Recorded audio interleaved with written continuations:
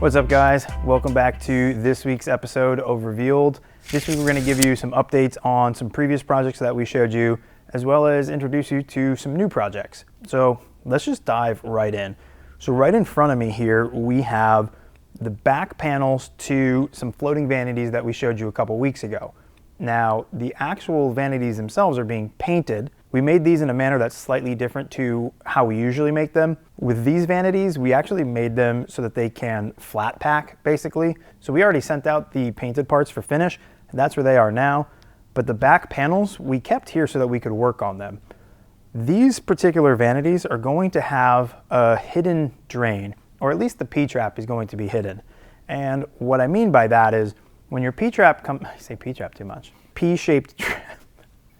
When the drain assembly comes down from the sink, there's this P-shaped trap that typically takes up a lot of space inside the cabinet. Since these are small vanities, we want to maximize the space inside the vanity. Now, we've worked with our plumber to come up with a way to hide that P-trap in the wall, and it's actually something that we've done several times before. So we do need to make sure we have access to that P-trap. So one, if it ever needs to be serviced, it can be. And two, so that the plumbers can actually hook it up once the vanity's installed, the sink's installed, they have access to that plumbing. So what we actually did is integrated the access panel into the back panel of our cabinet. And this is about what that's gonna look like. This is still a work in progress. We are by no means done here, but just wanted to give you guys an update and show you kind of where we stand now. So this panel here, as you can see, all the grain matches throughout, so it's going to be minimally visible once it's completed. Now this panel needs to be able to pop out, right? So we can access inside there. So the way we actually achieve that is by making these rabbets around the back side of our panel. And on the inside of the panel, we have the opposite. Now these are actually just pieces of wood that are glued into the back side rabbet of the back panel. We're actually going to add some steel plates to this wood, probably one in each corner, and some magnets onto the back of our panel so that when we do need to drop this into place, it does stay and hold where it needs to be. You may be wondering, there's no access for a drain. You're right. What we're going to do is actually in the field, once we have that exact drain location, we're going to go ahead and cut in for our drain. From there, we will run another cut right up the center of where that hole is, dividing our access panel into two pieces. This is going to allow us to move that panel around that drain pipe. We're then going to have two clips, one on either side of that drain pipe, that fasten with an Allen wrench and a hook, pulling that seam tight so that when we do go to install it, it's one solid piece. Slide the piece forward, undo the Allen clips, separate the two halves, and now we have complete access to our P-trap. Another thing about the back panel here is you might have noticed these notches in the lower corners. This panel is actually upside down right now. So what these are for, because they're floating, we do have steel brackets that will come into the cabinet, and that's what these slots here are for, is to allow that bracket that's mounted to the wall to come through the cabinet and support the countertop. So last week we also showed you this built-in window bench for another one of our Beacon Hill projects. This week we had the chance to route in for the hardware on those drawer fronts. Now, these doors are actually going to get an edge pull. This here is that edge pull. I don't like the way I do that. So when you are installing these, you're going to want to mount them here in the shop ahead of time, unlike most other hardware. That's because these should be installed flush with the edge and the back of your door, so that once you do install these, they're flush on the back side of the door as well as on the top. That way they're not sticking proud of your door, getting caught on anything, or interfering with the actual opening and closing mechanism of the door. So if we spin you around, you can see that the back side also routed flush, and if we pop this off, you can see that channel. So now that we have all of the doors for our bench routed in, they're ready for finish, so we'll be dropping those off later this week. Let's swing around to the other side of the bench where I can show you the countertop that we talked about last week. When we originally showed this to you last week, there was about 200 and something pieces stacked up on our table saw in still somewhat of a rough form. Now, they had been cut into pieces about this long. The pieces were cut to this length, but they were still in rough form. Since then, we have milled every last one of these pieces and have begun to glue them up. So we glue them up in sections, and we started with pieces that would be wide enough to still fit through our planer.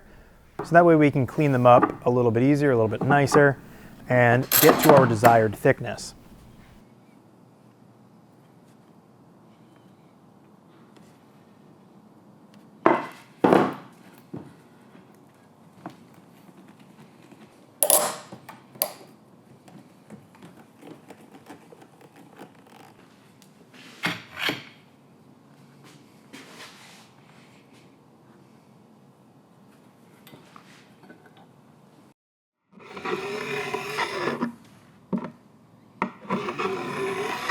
Once we had all those pieces, glued up and run through our planer, we began to glue them up in larger sections. So this section here, you can see this glue line. So you can see this glue line here. This is one of the final glue ups. And this section here was 2 pieces that we had then glued up, cleaned up the seam, and moved on down the way. And finally we got to having just 3 pieces and glued up the whole thing together. We like to use what's known as a caul. What that is just basically a piece of wood that spans the joint and additional length throughout your piece to make sure that it's flat and that everything stays on the same plane. Because our cauls are also made of wood, we like to run some tape on that side so that when the glue squeezes out of that joint, so that it doesn't actually bond our caul to our workpiece. And that's what some of this blue tape that you're seeing is. It's just where the tape on the caul ripped off because it got some glue stuck to it. So the next steps here are to sand this countertop down. We're actually going to miter each end of this countertop as well as the top of the legs. This countertop length is going to be over 9 feet long and have 42-inch tall legs on either side. The back side of this countertop is also going to have a return miter, creating a waterfall effect on the back side as well, down to standard counter height. This countertop is made from solid white oak, and it will be finished in a clear top coat. While the finish that we're using on this countertop might not be safe enough to prep your dinner on and start cutting, but if you drop some of your dinner on there, it's perfectly safe to pick it up and eat it. Next week, we'll have everything fully assembled and we'll be able to give you an updated look. Now, behind me, you can see the next thing that we're going to talk about. A couple weeks ago, we showed you guys this wardrobe that's going into one of our projects that's made with this really cool gray veneer. And I had mentioned that that cabinet is up on the 2nd floor and that outside edge falls in line with a cabinet on the 1st floor. This here is that cabinet. That's the 2nd time I've said that today. When you're taking a step back in the unit, the edge of the end panel that will come onto this box here is going to be in line with the wardrobe from the previous episode above.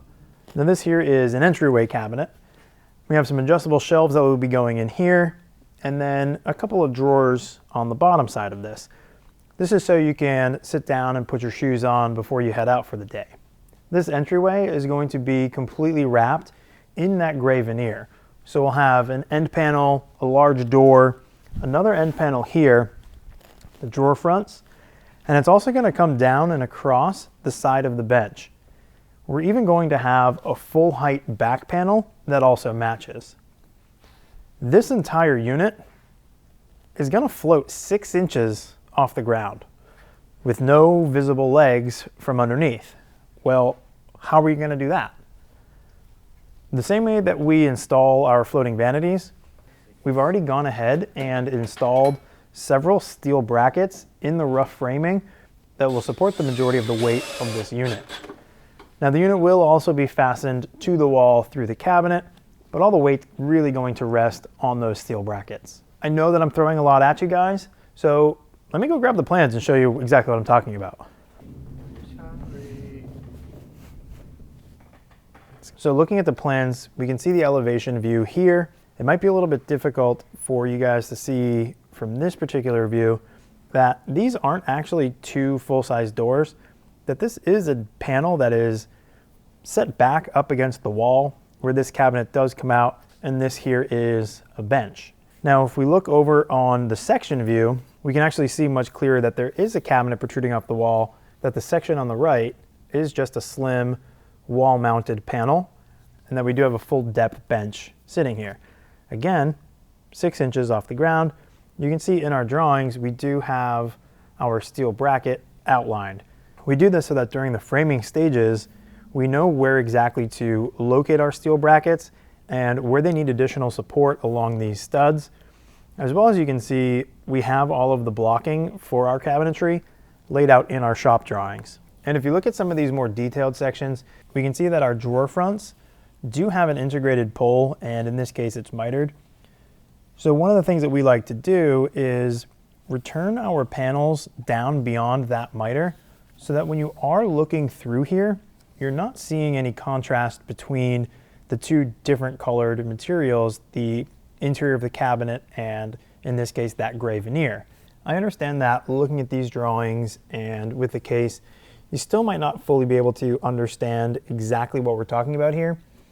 So this rendering provided by the architect, Walker Architects, shows a lot of what we had talked about today. So you can see here in the foreground, we have the island countertop that we just showed you and how those pieces come all the way across that 9-foot span and then return down for the legs and then also return down on the back side into the standard countertop height counter. So if we zoom in a little bit closer, look a little bit further in here, you can actually see what I was talking about with that lofted second level being visible from down on the first, how the end panels of our wardrobe on the second floor and entry bench on the first floor line up. This also gives you another perspective in 3D of how that cabinet actually steps back with the bench on one side and that wall panel in the back. So while I'm standing here, I see right in front of me are the actual pieces that we used for cauls. These were used in clamping up our countertops. So you can see that, yes, some of our tape is missing. That's the tape that you see stuck to our countertops. With these, we're just putting one on the top, one on the bottom. We can actually go ahead and add several clamps across our workpiece to make sure we're keeping it nice and flat. That's C-A-U-L-S, not C-A-L-L-S. Two very different things. So every week, you guys are dropping tons of questions in our comment section, which we love. Unfortunately, I can't get to answering all of them every week, and some of them require a bit more of an in-depth explanation. So let's try something a bit different this week. Get your questions in over the next few days, and then Friday I can go live probably around 4 p.m. and answer some of those questions in real time. So be sure to check in on my Instagram for when we're actually going to go live. You can find me at DeCost, and make sure to like this video, get your questions in, and subscribe. We'll see you next week. If a crab leg falls onto your countertop, are you just gonna let that crab leg go to waste? I think not. Hey guys, welcome. And if you look at the enlarged sections, I didn't like the way I said that. Let me put my crab leg down. All right. You actually made, why does my voice keep cracking today? Down when the plates, this is a fucking box. Oh, I hate myself sometimes, Doug. I didn't like that one. If a crab leg falls onto your counter, it might be. Just clear. And you're in a safe place. You can have an incident at any time, anywhere. Stacked up on our table saw, and we had originally gone back. I can see the blooper reel now.